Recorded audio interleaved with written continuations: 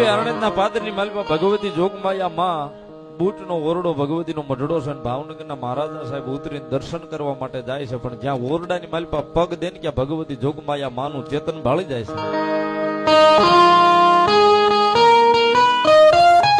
રેલગાડીનો સમય પૂરો થયો એટલે અંગ્રેજ ઓફિસર એ સમય નહોતો, એને ઓર્ડર કર્યો કે ભાઈ રેલગાડીને હાલતી કરો, સમય પૂરો થયો. આપડા મહારાજા સાહેબ અરે ભાવનગરના મહારાજા સાહેબ અરે જે માણસો હતા ને એને એવું કીધું કે ભાઈ અમારા મહારાજા સાહેબ માતાજીના દર્શન કરવા માટે ગયા છે, થોડીક વાર ગાડીને ઊભી રાખો ને.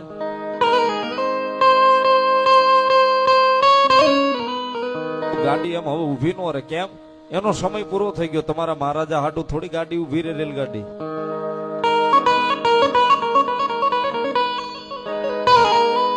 કે ભાઈ ગાડી મહારાજા હાટુ ઊભી નો રહે, તમે કોલસા વાળી ગાડી વખતની કોલસો નાખો ને ગાડીની વહેતી કરો, પણ ગાડી હાલે નહીં સાહેબ. એ વખતના જે મજૂરો હતા એને પાવડીએ કોલસો એન્જિનની માલી પર નાખવાનું ચાલુ કર્યું, પણ ગાડી એક અડધો ઇંચ હલતી નથી સાહેબ.